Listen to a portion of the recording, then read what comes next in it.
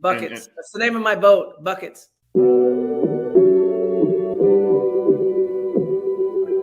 Buckets. What we get. Not the only transfer we got from Florida. Keith Stone, too. Remember that. Everybody who watches his show on a regular basis knows my love of the stretch four. You know, we all make mistakes. You might have made one going to It's Tallahassee. mercy if y'all don't know. Dribble to the left, cross over to the right. Hurricane to the game, many buckets for the night. Matt with the pick and roll, Melissa with the give and go. This Shelly, you, pretty girl dunking in the hole. Check the scoreboard, this what we fall for. Beat the gameplay, they want an encore. Yeah, overtime for another round. It's buckets out the buckets, baby. You out of town. It's buckets. What it is, homie, it's buckets. Woo! We get buckets. Yeah, baby, buckets.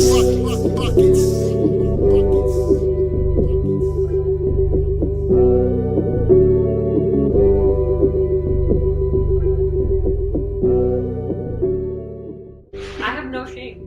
I know. That's the problem. You guys are awesome.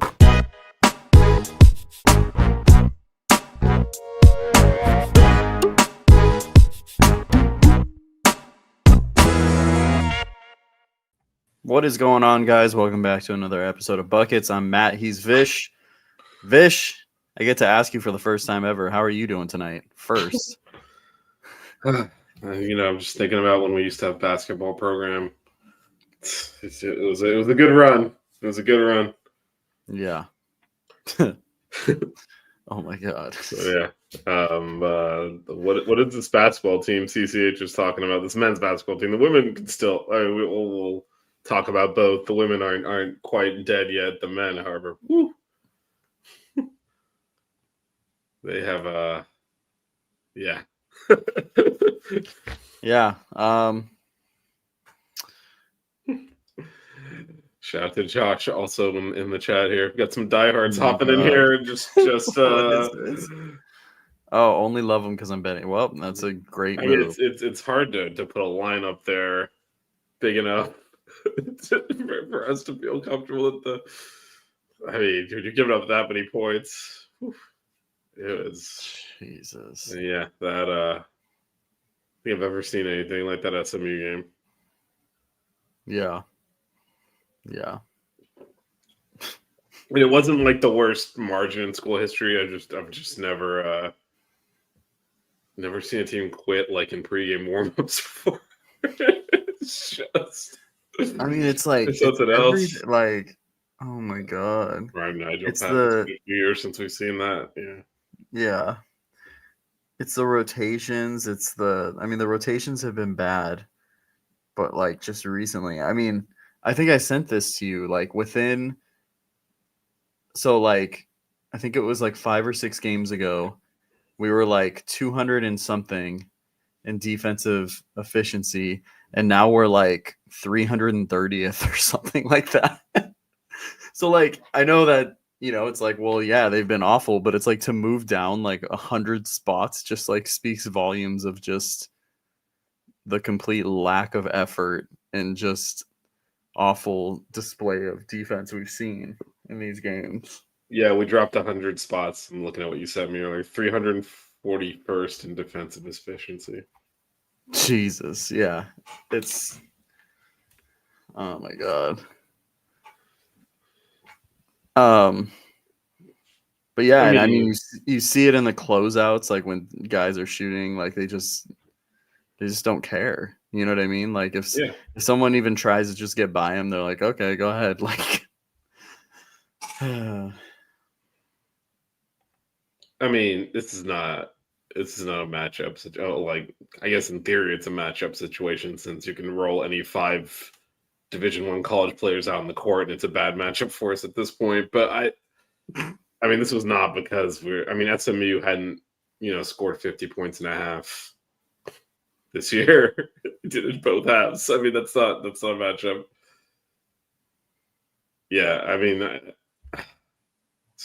mean, the coach quit too.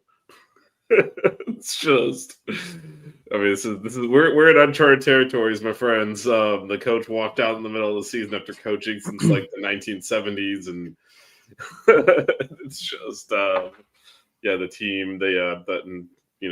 Josh mentioned prime Nigel Pack. He's also, I think we've seen his last action in a Miami Hurricanes jersey. It is what it is. I mean, it's don't know what to make of it. It's been ugly. Matthew Cleveland appears to be trying. I can't say that for most of the rest of the team. Combination of not trying / just not. I mean, the the additions in the portal are not giving us really anything, and that's a problem. Brandon Johnson is supposed to be a stretch four. He finally made his first 3 in ACC play after missing his first 23, which means you're not a stretch four. I mean, no, if you're gonna shoot that, I mean, you shouldn't be shooting. I mean, it's indicative of where the program is, right? Because at what point do you take a few steps inside or start driving to the hole? 0 for 10, 0 for 15, 0 for 20. No, keep shooting. At what point do you adjust your game to the fact that you can't make those shots? Because I mean, if you're making, yeah,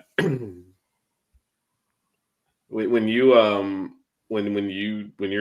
missing that one, yeah, no, that one was his only one. He made his last 3 of the game, and Oh my god, he put one in. So at what point? Again, it's. Yes, the players have largely given up, but it feels like they look uncoached. Because at some point you're like, if you shoot another 3, you're coming out of the game and sitting on the bench next to me the rest of the game. Like, how many times you just let them? I mean, that's insane. He's shooting 4% and he keeps shooting. yeah. I mean, what was his volume when he was at ECU? I said ECCU. At ECU. I know he was, because I mean, he shot like over 40%, right? Yeah, I can pull it up real quick. But again, Oh, you know what? I have it up. Give me 1 Okay. second. It's a different level of basketball, though. Like, and if it's not happening, it's not happening. Yeah, it's a different level, but like shot making is like the one thing that usually translates. Not when you're Different having levels. to not when you're getting worn down trying to guard bigger guys. And I mean, you can start by saying it's a slump. When you start getting into your 7th or 8th conference game and you're just throwing up bricks, drive to the hole. Yeah. Spot up at the Last elbow. season, he was 60. He made 62. He was 62 for 173, so he shot 36%. So he made 62, so that's what, like around 3 a game, probably, or probably 2. Yeah, I don't know how many 2, games probably. he played. Probably around 2-ish. 2-ish, yeah. Yeah. No, I mean, and also if you want to know the update on the Divine turnover percentage, it is up 1% from, I think it was 26 something. It's now 27 something. So if you are wondering, which is for context, that's awful. yeah, that's terrible. Yeah, it's. I mean, the thing I'll say about him is he tries, but I think we need to. This is a discussion we're going to have on the show now. I mean, this team is not. I mean, obviously the season's not salvageable, but I don't know that any of the players. They're all the ones that are trying hard. Which again, I'll give Divine that. Like, he might be the only player on this team I've been questioning his effort one time this year. When he's playing, he is playing. Yeah. But I mean, we've talked about this quite a bit on this show. He is someone that they wanted to redshirt, and it's because he's very raw from a basketball standpoint, and that shows up pretty regularly. And as teams have adjusted more and more to he will put his head down and get to the rim. I mean, we saw his first attempt, or the second attempt of the game after he scored once, and like half the team blocked him. Yeah. And it's just, that's kind of, that's not going to work consistently on this level. And then obviously when he tries to pass, like you said, it's a lot of turnovers, and but at least It's he's because got- like yeah, it's almost like he doesn't try to find driving lanes and identify them. He just is like, I'm just gonna drive. Like, Well, I mean, who cares that's where what- help side is? yeah, and I mean, I think this is harsh. I think he's being put into a position. He's raw, right? And he's being put in a position where he's playing a lot of minutes in the ACC, and he's just not there yet. Yeah. Again, he was a project, and I don't know why people built him up into more than he is, because it's unfair to him. He was the chosen one. Yeah, which just doesn't make sense. If you just move him to the one, then everything gets fixed. Yeah, I think we kept looking for that silver bullet, and frankly, the team doesn't play defense. Half the team doesn't even try, and the coaching is. Well, like we thought we literally didn't try on defense, but now like we literally are not trying on deep, like 100%. Yeah, I mean, we almost ran out of timeouts in the first half because just they kept scoring in bunches, and I mean, I have never seen anything like a team for a half missing 8 shots and getting 6 offensive rebounds. I mean, this is. I mean, if you want to show a stat that shows you're not trying, that'll do it. I mean, they had 2 empty possessions because of shots, and they had some turnovers where they didn't. They also had empty possessions, and that was it. I mean, had and someone, I forget who. Sorry, I was running the official account, was tweeted. I think I ever recall a team having more offensive rebounds than defensive rebounds, because we did. Because again, I was trying to get theirs. I'm gonna get my points, so I'm gonna crash the offensive boys to try and get a putback. But defensively, forget that. And Well, and also they made like 70% of their shots too, so there was. Well, yeah, no. That's my point. They only missed 8 shots in the entire first half, and 6 times. Like, that's why the stats, like, the whole thing is a collective what the hell. They only missed 8 shots, and then 6 of the times they got the ball and put it back in anyway. It's just unbelievable. Matt Cross torching us. It's all coming together here. Jeez. Yeah, that was just, it was not competitive, obviously, basically from the opening tip. So let's I guess we'll talk a little bit more about this, then we'll pivot to the women, who also are on now a 6-game losing streak. But is there, so we know, Lynn Kidd's out of eligibility, Matthew Cleveland's out of eligibility. We don't know if Nigel is going to get a medical extra year, but he's not going to play it at Miami. I think we can pretty much conclude that. So he's done. Brandon Johnson, does he have another year, or is he done? Well, so I don't know what's going on with because the whole community college thing that you have more eligibility. He might get So- another year because of his. Yeah, I just don't know when that goes into effect, if that's like effective. I think it's immediately. Yeah, Um, there she is. yeah, conveniently working, so she doesn't have to talk about this. She assigned us the task of discussing the men's team, by the way. She's like, you guys can talk about the men's team. We're going to have another Buckets on Tuesday with Melissa will be on that one. Matt can't make that one. So yes, we were gifted, the gift of talking about the men's team. But okay, so Basama's done. Kyrie Huey's done. I think. Is Kyrie Huey, or does he still have another year? It does. Okay, so anyway. Honestly, I don't even think it matters. Short. I think long story fine. short. Yeah, but long story short, do you want any of these guys? No. Clean house? You just start. I think it's like someone like. Honestly, like if someone like. I mean, like if Joe Bay was like, "Hey, I really want to stay here. I love Miami," and like the new coach is cool with it, then like that's fine. Yeah, I think I'm okay You with know. Austin Schwartz staying. I'd be fine with Um, Schwartz staying too. I don't know about any of the other ones. Joe Bay is just, I mean, gotta try to be kind here a little bit. It's just, I mean, from a standpoint of like, hey, like you're probably not gonna really play, and if you're okay with that, then I mean, I don't think I've ever seen anyone shoot that many balls that hit the top of the backboard in one game. He wasn't shooting, he was throwing it. But again, for this team, Joe Bay tries, he plays hard.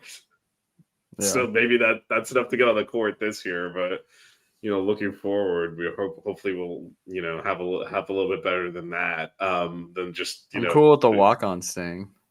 I don't know, man. What are they doing in practice to prepare this team? It's definitely their fault. I'm definitely fine if everyone leaves. I wouldn't mind if Schwartz comes back. I don't think it's like, I think that there's people that like don't really.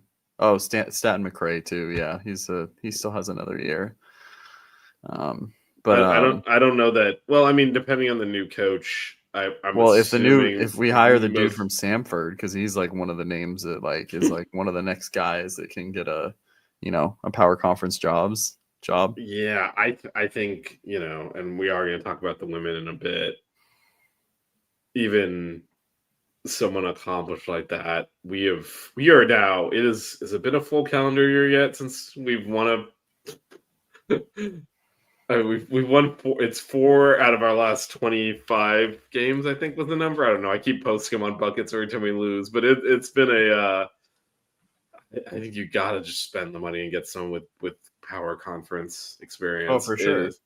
So I don't want to hear Samford's code. This guy's the young enough.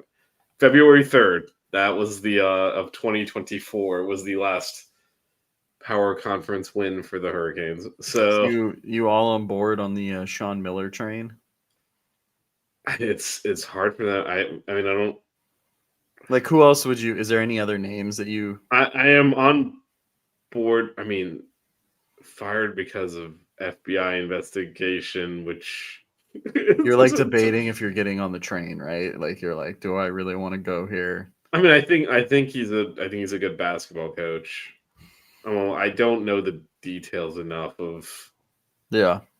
I mean, he was fired for it. So I don't know the details of, I think the school would have to thoroughly investigate that. But I think they do need to go for a coach with power conference experience, because it cannot have more. This team cannot lose another 15 to 20 games next year. It just is. It's been 2 years of this now, and last year was what they finished 15 and 17, and they're already at 14 losses this year, and they're not going to win a game. I mean, I think we can. I can't envision a situation in which they win a basketball game this year. Yeah. No, I mean. So I don't. When you start adding that up, how many games are left? 9. So they're gonna go 4-23. You can't have someone walk in and do that's never done it on this level. Yeah. Hey, I mean, you never know. No, I mean, it's very hard to imagine them winning any kind of a game. I mean, honestly, I wouldn't mind one of the other assistants taking over, to be honest. I think this has been and yes, look, it was bad enough culturally that Coach O was like, I can't do another 2 months of this like that. I mean, you can think how bad that is, right? But then I guess some of the things we saw when Coach O was still there, in terms of just weird patterns of substitution and all that kind of stuff, that is continuing, but to another level. I mean, I cannot even count the number of people that have texted me over the last few days, like, do we practice? And honestly, it doesn't look like it. And yeah, I mean, the defense is because they're not trying. I mean, they're not trying on defense. And at some point, you know, I think it was Josh earlier talked about, you know, Lynn Kidd is completely checked out. Tell him to sit on the bench. You have one lever you can pull as a coach. This team sucks anyway. What are you going to do? Give up 150 points? Just start benching people. That's to me the one lever you have to pull. You have playing time. And if guys aren't trying, you know, it'd be nice if everyone was treated like Jalil Bethia is. And he gets benched repeatedly for whatever, right? I mean, everyone else is just allowed to loaf out there.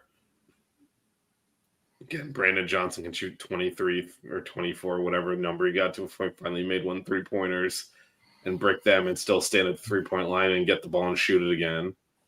But that's, again, you have one lever to pull, which is playing time. The guys are dogging it out there. Put the walk-ons in. It doesn't matter. You're going to lose anyway. I mean, just make sure Matthew Cleveland's out there so he at least scores some points. But other than that, you can bench anyone else. It's going to be just a rounding error on the score at that point. So it's just, and I think you set a cult. I mean, I guess no one cares because no one's going to be here. You know, this culture of rewarding players with playing time that are not trying is just, that's another reason why it's almost like better if everyone just leaves, because now once you've been in this situation, it's hard to undo those habits. There's been just the playing time has been weird all along, by weird, like not correlated to who's trying and who's playing well or anything, but it's somehow gotten worse with Bill Courtney here, and I don't know.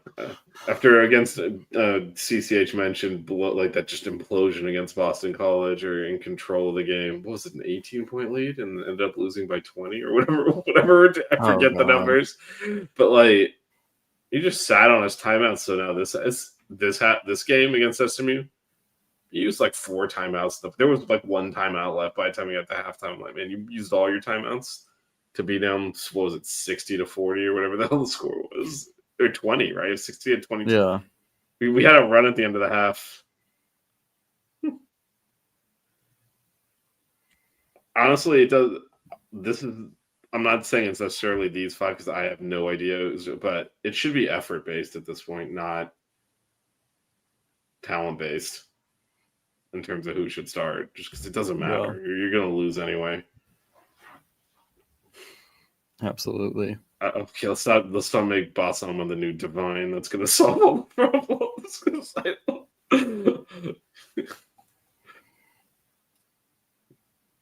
I mean,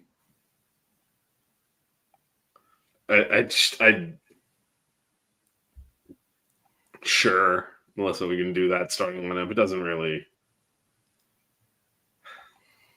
matter. I mean, Joe Bay just. I would say, as bad as our turnover numbers are, the number of things that don't technically count as a turnover because the ball ends up like headed in the direction of the basket with no chance of going in. So those are technically shots. Shohei might lead the team in that.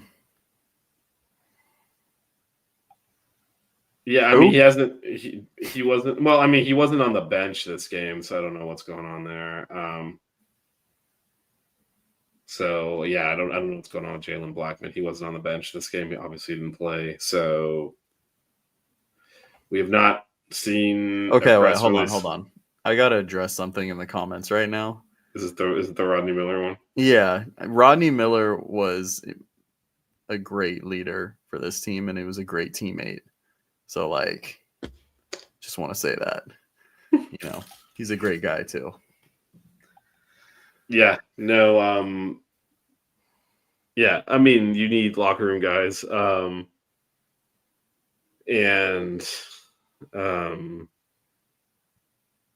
I mean, we saw that I don't know if I even said this on the show. We were just joking about it in the Buckets group text, but like, should have known the season was going to go off the rails when the Esalen kid what he was studying. He said, "I'm not going to class. Yeah, play and basketball." and that's when I said like, or just when you added a guy named Lynn. Oh, there it is. Yeah, so Jalen had the flu. That's why. That makes sense. Actually, that's been going through. No, that's been going through. Some of the women's players couldn't sit on the bench for a few games too. It's been going around campus, so it's not meaning quit. But yeah, no, he was not available to. If he wasn't sick before the game and he watched it, he definitely was sick after. So if it makes you feel better, you remember when we played Iowa State in the Sweet 16? Or wait, was it good to go to the Sweet 16? No, it was in the Sweet 16. It was in the Sweet 16. Yeah. Oh yeah, to get to the Elite Eight. The year before they went like 2-20 something. They only won 2 games, and then they hired TJ Otzelberger, and he, resurrected them. Yeah, I mean that is you can do 1 year turnarounds easily because that's the nature of the sport. The new coach will probably have some guys, not just coaches, but players he'll bring with him and connections he has, and then it's about getting together. There's always next year. This year, however,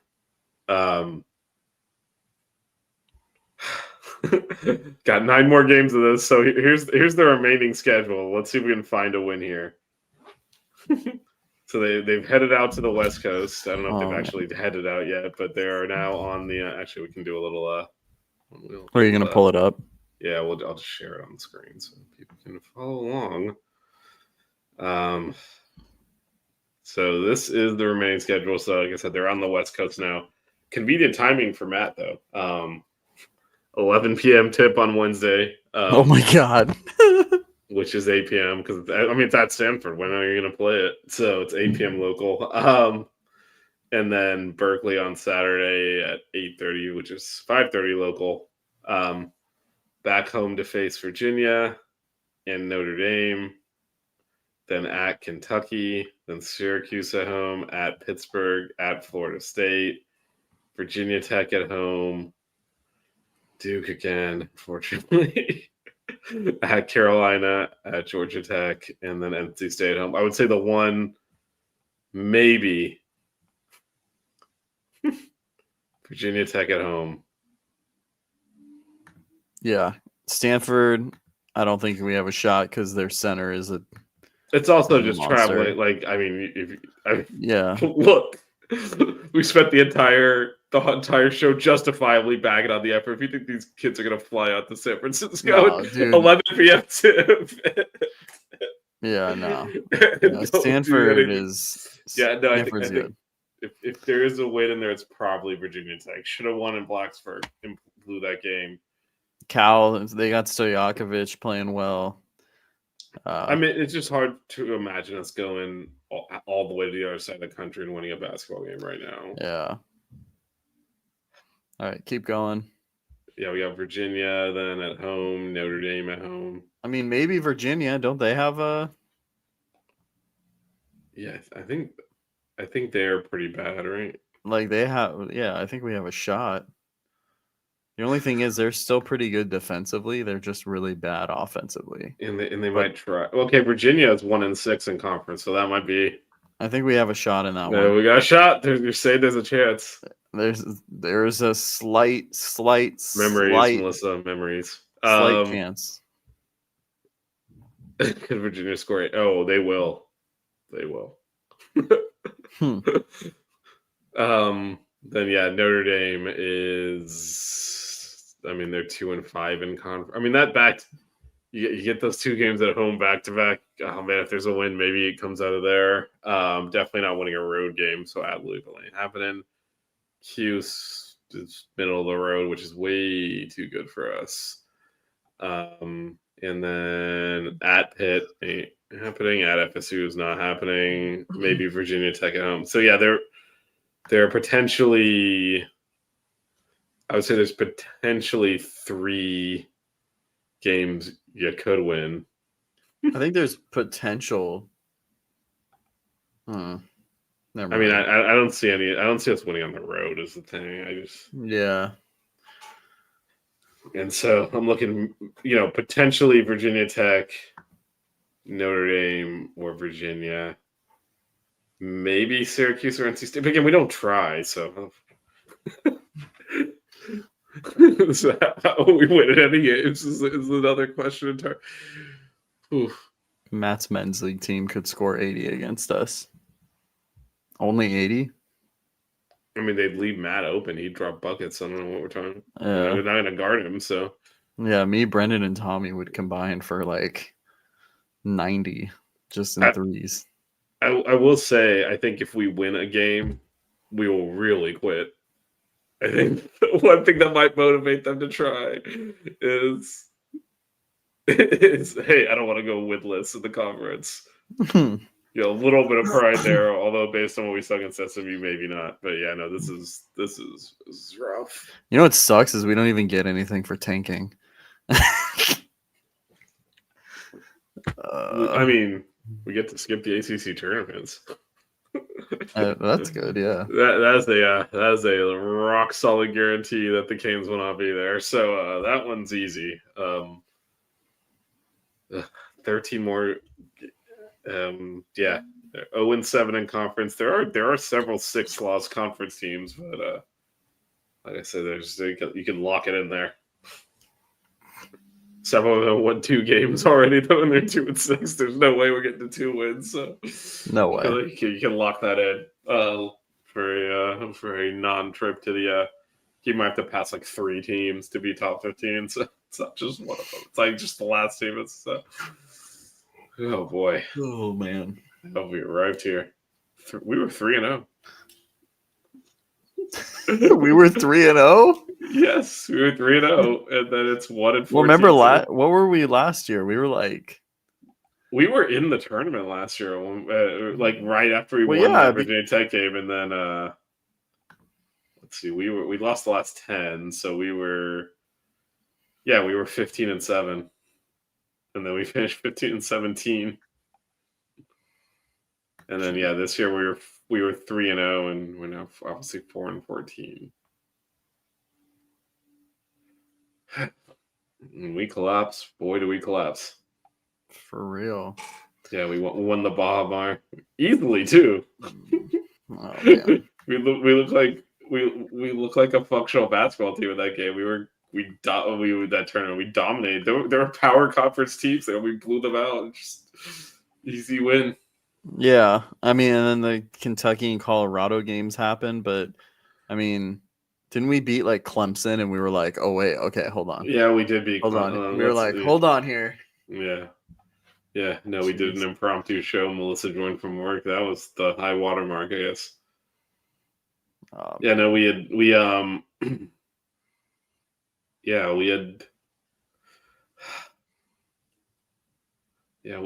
beat Virginia Tech to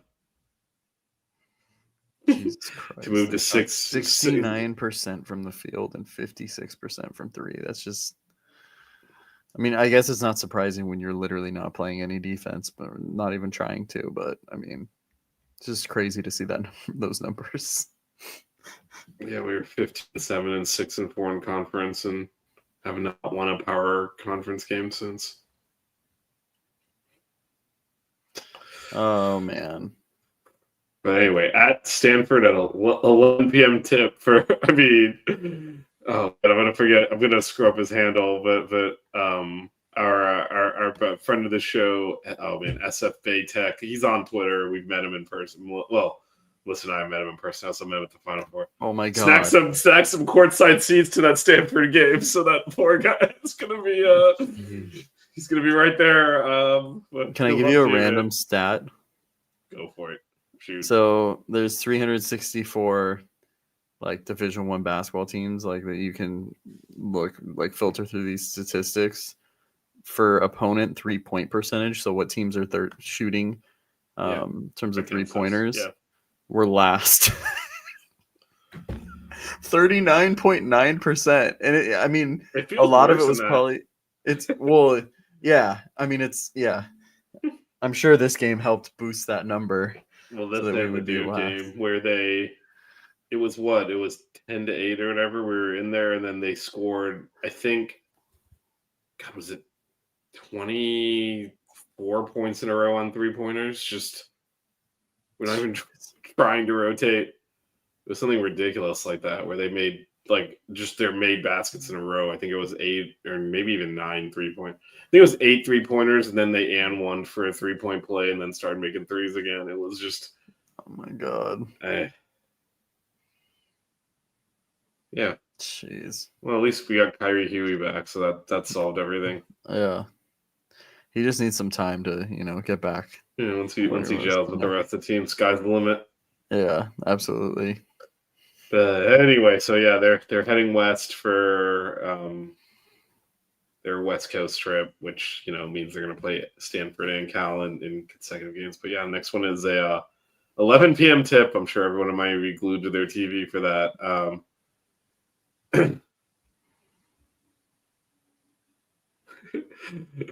Yeah, I mean it was 3-0, and we were favored to win that Charleston. We were the heavy favorites to win that Charleston tournament.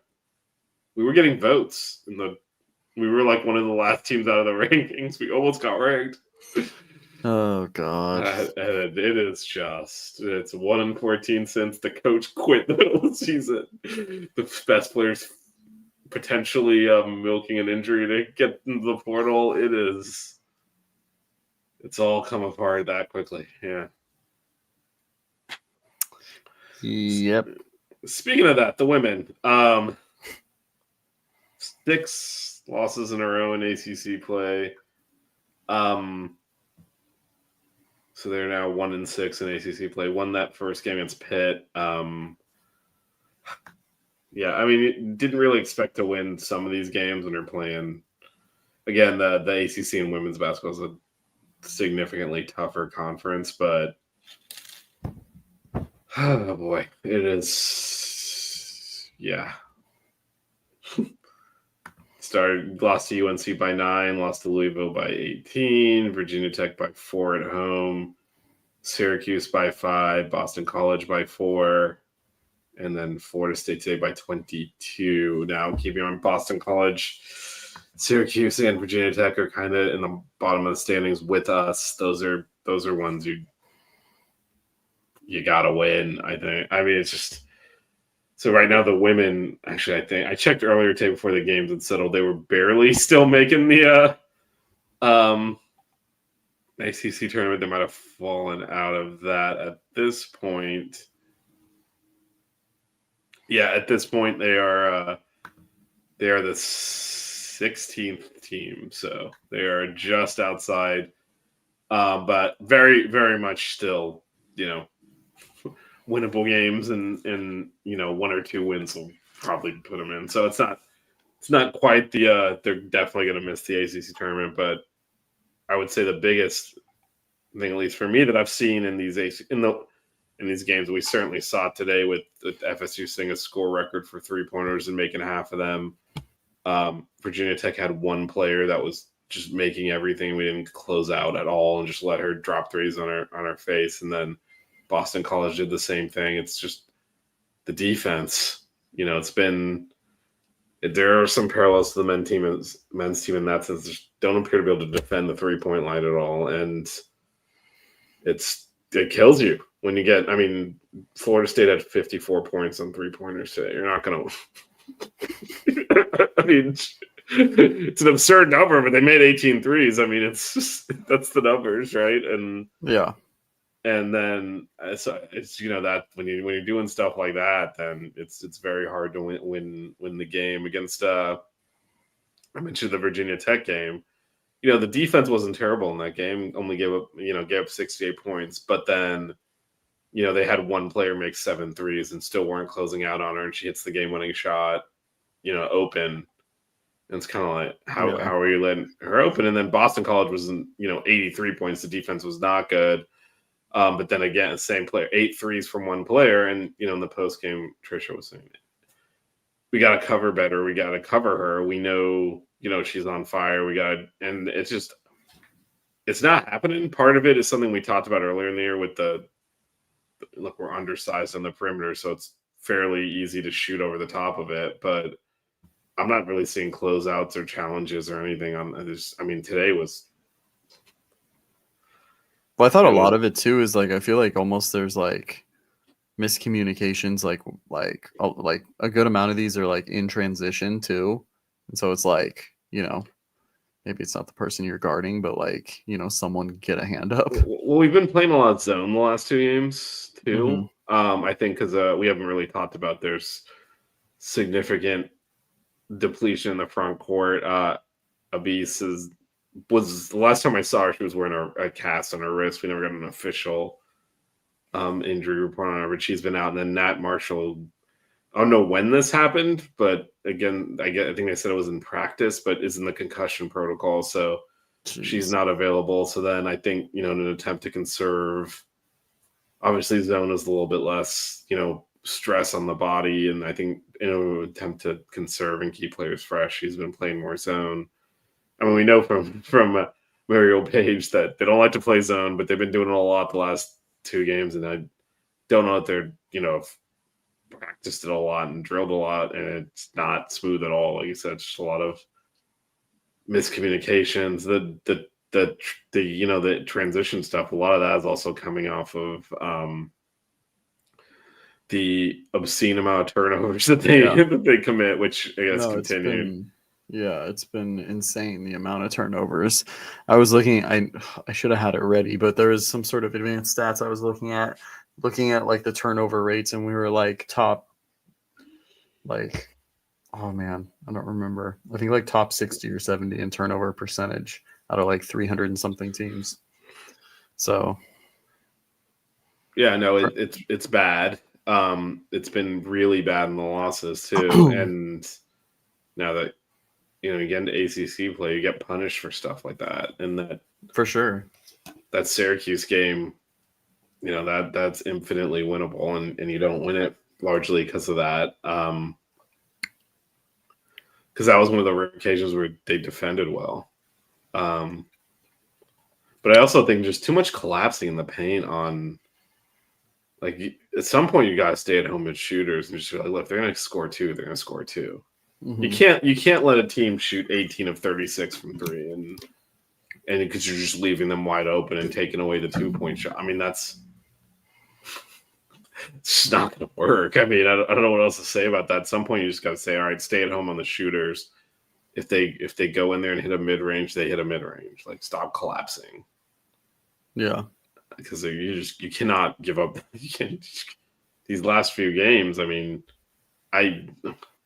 even if you want to play zone, you still got a ball deny when Boston College is one player scoring all their points. Like, yeah, well, everyone has to be aware of where they are on the floor, right? And we weren't, and again, Trisha called us out in the post game. She's like, "We need to stop her," but we didn't really. I didn't really see anything to do to that. That the rebounding hasn't been great either. I mean, it's awesome that Haley grabbed so many rebounds, but Haley has to grab so many rebounds is the problem. Yeah. And it's just the team is wearing down a little bit, it feels like, and they got this is a team that's still playing hard that I do think is actually well coached and just they just kind of need to win. And they're being competitive. They just need to have something bounce their way. Like easily could have won those Virginia Tech and Boston College games. We've been doing shows sporadically. I don't think we had one immediately after Virginia Tech, but like also just got absolutely hosed on a call at the end of that game. That was the winning free throw. So I mean, when you allow one of their players to hit 7 threes, and she put them in front in a transition 3 where we didn't locate the shooter, and like you said, everyone's got to be aware of where she is. We weren't. It's hard to then be like, well, they blew this call, but they blew a pretty badly blew a call, or in a tie game. And then we went down, didn't score, and then got into a foul situation, and it should have just been an offensive foul. It should have just been our ball out, which would obviously change the game pretty dramatically. So just need a break to go their way, and then maybe they can actually string some wins together. Yeah, I think the other thing for me too is, how do I want to word this? I think offensively in the half court, there's kind of like some dysfunction with what we're doing. I feel like, I don't want to say it's shot selection, but I feel like we kind of abandon what we're running almost and kind of get some not so good looks and put ourselves in situations where we force turnovers because of it as well. But yeah, the last couple of games I've seen in the half court, we've been really not good offensively. Well, I thought, for a lot of the Boston College game, we did a good job of moving the ball around and getting better looks, and we scored 79 points. But yeah, I think we do get stagnant at times, and then that leads to turnovers and everything else we've been talking about. Like you said, it's kind of like just out of sorts a little bit. Yeah. And not too sure exactly what we're trying to do. And I do think, one of the issues we've had is that Nat and Cam don't play well next to each other. I think it's safe to conclude that at this point.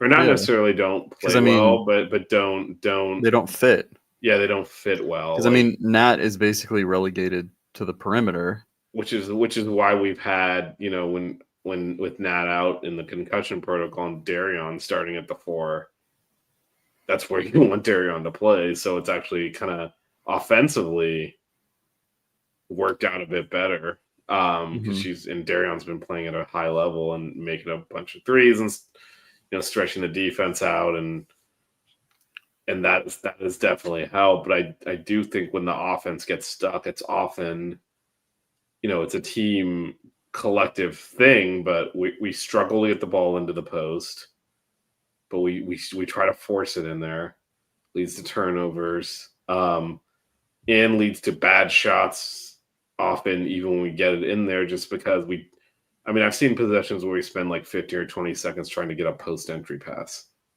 Yeah. And then, that gives you limited options to rotate the ball back out of there because you're already up against the shot clock, and frankly, that's assuming the ability to rotate the ball out of there, which I don't know exists. So I think there's a bit of a when we throw it into the post, it's a bit of a black hole. The shot's going up, whether it's a good shot or not. That again leading to turnovers. So I think we're better when we frankly don't try to run the ball to the post and let our guards try to create, because I think the offense runs smoother that way. Yeah. No, for sure. I know you have thoughts on this subject. Yeah. Debating how much I want to get into it. Well, I think it's worth noting. Look, so we have here. I'll tee this up a little bit. So, okay. So right now we only have 2 bigs. One is Aurora Almon, who actually did okay today amidst a sea of non-defensive performance and threes dropping left and right.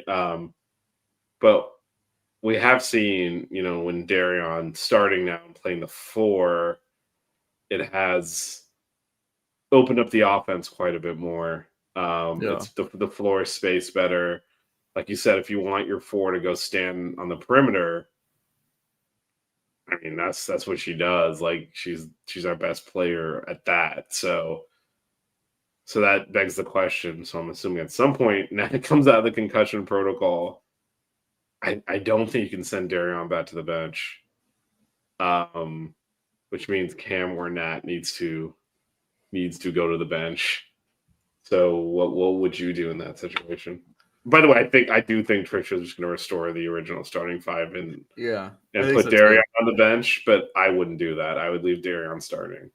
Yeah, I would like to see a lineup with Nat and Darion at the 4 and Nat at the 5. I think it gives you some versatility. I think with a lot of the stuff they're trying to run too, just because of how Nat can play, she can put the ball on the floor a bit and stuff and whatnot. And I think it'll open up a lot more driving lanes for the Cavenders for Jazz, you know, as well. And I would be interested to see what it looks like, because I do think like right now, whoever we play, they're playing so far off of Cam, and we're not really like utilize. I think you said this in a podcast like a couple weeks ago of like we're not really looking to hit like mid-range shots. It's usually like threes, or we try to force something at the basket. But they're playing so far off that like, you know, if Cam set like a ball screen or whatever, like the mid-range is wide open. But if you try to drive, like there's someone there. But I would be interested in seeing, you know, what a lineup like that would look like and how they would perform. But Yeah, I Matt think needs to get healthy. Yeah, and I think Cam's our best low block player, but I think outside of that, I'm not. I mean, I don't think she's. I don't think we're set up to play that way, and I think that's why when we try to utilize her, because like if she's on the court, you almost have to. As you said, she's not going to like step out and shoot jumpers and hit threes or anything, so they're not guarding her out there, which is fine. She's a center, but you're almost obligated then to run the ball through her because, like, we don't have. And part of it is also our passing isn't the best. We're like you said, we're not. So like the whole like, well, set the screen and duck to the basket, like the chances of the ball being delivered on time so she can catch and finish at the rim are just. It is what it is, man. So it's you know, we're kind of limited in what we can do, and it almost has to be for her to be effective. Has to be okay. We got to feed the ball into her in the post, and then that, you know, takes the ball out of the Cavender's hands and takes the ball out of Jazz's hands and Darion's and Lamaya when she's in and all that. And I think the problem with that is, and we talked about, and this is part of a larger issue that this team has in terms of construction, right? And again, Trisha walked into a team without players. There were 2 players on the roster. It was Aurora Almon and Jasmine Roberts. So, you know, she's done a pretty remarkable job putting together a roster where we're disappointed that they're losing versus like we came and built a team, which was the alternative. But when you're going to play, and again, by requirement, play undersized guards and play these small lineups on the perimeter, you have to dominate the ball with those players and play a more fluid system because, and we've seen this, it's very hard to guard, even if you're doing a good job guarding, because it's not hard to shoot over someone that's 5'6". And so, you know, you're taking that pain on the defensive end. And again, we don't have a because even when we bring in Ane and Leah, like they're also it's like there's a taller guard on the bench you're going to be able to go to. So if you're doing that, and then on the offensive end you're trying to run everything through the post, that you're basically not making the other team pay for having bigger guards. Yeah. The way you exploit this is, all right, we're going to play smaller, but your bigger guards then have to, you know, stay in front of us on the other end. But if you're just running post-up plays, you don't have to do that. So I just think, you know, again, had to emergency roster construction here, but I think, you know, Cam would be probably better placed in an offense that did not have a bunch of undersized guards and was not, you know, at its best when the guards dominate the ball. So, yeah, I would also like to see Nat start at center and kind of work through that. Although, again, I think when Nat's back, Darion's going to probably go back to the bench. I'd be surprised if not. Which, I mean, we'll see how that works because it hasn't really. But then this also is not. I mean, this is also not working right now. So I don't know. They've got to figure out a way to defend the 3-pointer though, because you cannot. And again, this was an extreme example today where, I mean, FSU's set their school record for made 3-pointers and cleared it easily. It was 15 before this game. They have 18. But you know, in the past, it has really been one player that the Canes just have not been able to guard for whatever reason. So they're there's some work to do in the academic side of basketball there. Just like, all right, this is how we're going to close out. We should have the ability to ball deny people. And we're not doing that, and just make someone else beat us when it's, the Virginia Tech and Boston College games was one player that was killing us. You should be able to kind of defend that one player in the game. Today it was a bloodbath. Like, it wasn't. Today there was not like an adjustment to make that was gonna work with them shooting like that. But that again, you're trying to win that BC game, that Virginia Tech game at home, because if you're all of a sudden like, oh yeah, let's go into Tallahassee and win now, that's a whole different animal you're trying to kill there. So it's just, yeah, I don't know. And I was also surprised how little we saw of Leah Harmon today. She only came in at the end for guard. Yeah, I thought she'd been playing pretty well. So I don't know what I thought. And I mean, we definitely leaned a lot more on Lamaya. She played a ton today, and I think that's where Leah and Anae Adams hardly played too. She had a bit of an impact to start the fourth quarter, but that was kind of it for her too. Maybe that was an attempt to adjust to, because again, Lamaya's bigger, so that might have been an attempt to adjust to size. It obviously didn't work. 18 of 36 from three or whatever they ended up shooting. So, but I think that maybe that's where their minutes went. But yeah, there's just like with the men's team, there's no like, white knight riding into to save this. They got to figure out how to defend better at the 3-point line. If they do that, there's enough talent on this team to win games. It should not be. They shouldn't be 1-6 in conference right now, and they should be able to get some wins together. Yeah. No, for sure. Well, anyway, but especially, so what's coming up? We'll do the same thing with them as we do with the men here, as we kind of. Oh God, it's gonna be a gauntlet. Well, no, this one's actually. So I will say, if they don't get some wins now, then it's gonna get ugly, because Clemson is not. I think Clemson they're 3-5 in conference, and then SMU is 2-5. And then Virginia is 1960s night is 3-4. Oh man! So this is the thing. So with these theme nights, because there's 70s night there too, you see. So they do them for the men and the women, and when you go to both games, like, I swear to God, if I heard the Beach Boys one more time by the end of that SMU game yesterday, I'm like, oh my God. I've had enough. I've had enough. It's 2 losses. I mean, the Mets game was bad. Anyway, these next 3 games are three winnable ones. I mean, Georgia Tech's ranked, but it's at home. That'll be a tough one. But then after that, again, you get into at Duke is tough. At NC State is tough. Florida State's tough. Notre Dame might be the best team in the country. Wake Forest is 0-7 in conference. You'd like to think you'd win that game. And then I think finish with the 2 games that Melissa and I will be at in California. So Stanford's actually not. They're historically one of the best teams in the country. They're 2-5 in conference also. So, yeah, I mean, their coach retired, and so there's potentially 5-6 games you can win here. Which given it's the ACC, not bad. Obviously, if you win all those games, then you've easily maybe even gotten a bye in the tournament. Not the double bye is obviously gone, but you could still get a bye. And certainly worked your way up, but just to finish 15th, right now you're 16th. It feels like there's enough wins there. So, like I said earlier, just get one of them to go your way, and for sure.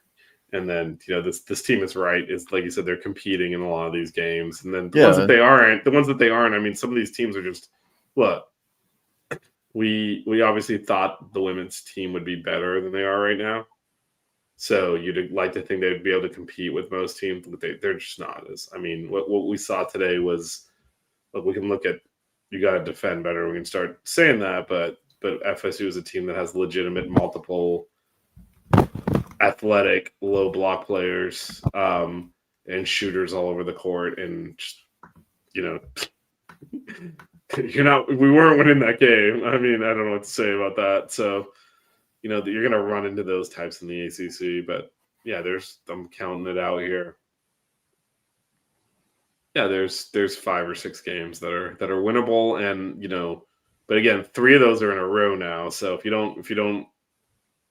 they're sitting there at 1-10 or 1-9 in conference, then it's probably done at that point, because that in terms of making that, because then the schedule gets harder again. Right now, these next 3 games, starting with that Clemson on Thursday, are the ones that you're like, okay, you can win that game. Doesn't mean they're going to win all of them. We're not making that prediction, but you can win them, and I think those are ones you got to take advantage of.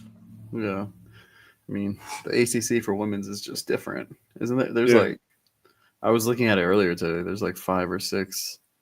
Oh, wrong show, bro. Yeah, 6th ranked Canes is tomorrow. This is the basketball show. Yeah, sorry, man. No, but there's like 5 or 6 of the teams in the ACC that are in the top 25, I think. So it's like, and I mean, if you looked at like teams in the top like 40, if they showed the rankings, I'm sure that almost every single team in the ACC would be, close to being in that. Yeah, no, it's which is why, again, this is unfortunate they didn't win some of these games at home where they were in position to win. So now they got to make up ground. You never want to be chasing games in the ACC, which the women found out last year too. Yeah. Wow. Can I hit you with a super hypothetical that could happen? Go for it. This is for the men's though. Oh boy. So if we hire Sean Miller, there's a player on Xavier that's redshirting this year that played at Fountain Valley, the school I coach at. So if Sean Miller becomes the Miami coach, You think he's coming with? I have no idea. I've never talked to the guy. So Wait. Never talked to him. well, he was here like years before I got here. So He couldn't have been that long. He's in college. So actually, he walked by my house one time, and I had a conversation with him. But like you know what I mean? I didn't know who he was at the time until I saw his picture and stuff and whatever. But like that would be crazy if that happened. Yeah, the head coach will be after the season. So Yeah. and then I think are you all in on the Sean Miller train? Is that what you're Sean Miller, Will Wade. I mean, I like out of like realistic guys that I think would come, like, because there's not, there's not. We're in a group chat where there's just some absurd. Yeah. So what did someone say? God, was it Jay Wright? Jay Wright was one of them. They were saying on. I was like, Come that's not on. gonna happen. He's not Come gonna on. come out of retirement. Who was there was another one too that was like a crazy name. Dang, I don't remember though. But I mean, an NBA head coach is not coming to college, so yeah, I don't think that would happen. and I don't think they're interested in hiring an assistant. Someone had said something about Billy Donovan, and I was like, I don't think that's gonna happen there. No, I mean, again, the NBA is the pinnacle. The people don't really move the other direction. Yeah. Not head coach, and I don't think they want to hire anyone without head coaching experience. So I don't think they're gonna like get an assistant off an NBA team. Yeah. Anyway, did you come up with any final thoughts? Or are we just gonna? Nah, we good. I can't do that without Melissa. Wow, look at that! Look at that loyalty, Melissa. Yeah. That's how we do it. So how do we end it? I mean, that you can do. You can do the other ending. I mean, that's that we've done. Oh yeah. Vish, cue the Sox outro. Don't cry. We get buckets. Keep it chill. Yeah, baby. Wear good socks. Buckets.